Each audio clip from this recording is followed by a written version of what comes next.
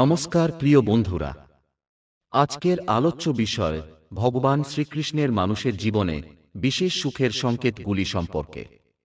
তাহলে চলুন প্রিয় দর্শক, আর দেরি না করে শুরু করা যাক। ভগবান শ্রীকৃষ্ণের সুখের সংকেতগুলি এমন কিছু চিহ্ন বা লক্ষণ যা ইঙ্গিত করে যে ঈশ্বর আপনার জীবনে প্রসন্ন এবং জীবনে শান্তি, সমৃদ্ধি ও ভালোবাসা আসতে চলেছে। শ্রীকৃষ্ণের আশীর্বাদ ও সুখের সংকেত সম্পর্কিত কিছু গুরুত্বপূর্ণ দিক তুলে ধরা হল।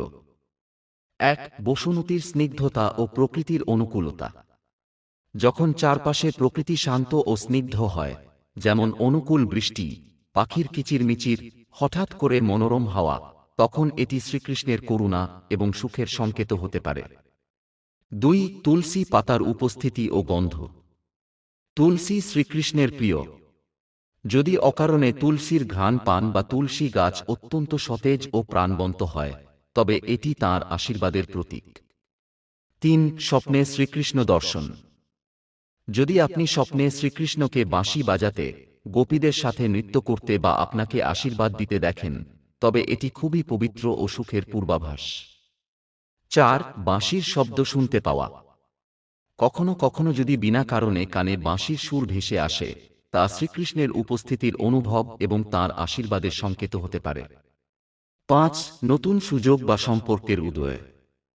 জীবনে হঠাৎ করে নতুন ও শুভ কিছু শুরু হলে, যেমন একটি ভালো কাজ, সম্পর্ক বা ব্যবসা, এবং আপনি অন্তর থেকে শান্তি অনুভব করেন, তা শ্রীকৃষ্ণের সুখের নির্দেশ হতে পারে।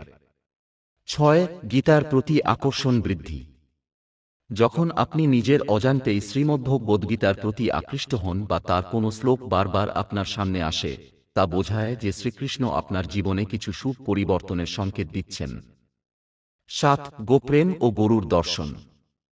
গরু শ্রীকৃষ্ণের খুব প্রিয়। যদি বারবার গরু আপনার সামনে আসে, অথবা আপনি গরুর সেবা করতে পারেন, তা সুখের ও আশীর্বাদের ইঙ্গিত। জয় শ্রীকৃষ্ণ। প্রিয় দর্শক, তথ্যটি ভালো লাগলে চ্যানেলটি সাবস্ক্রাইব করে পাশে থাকার অনুরোধ রইল। ধন্যবাদ।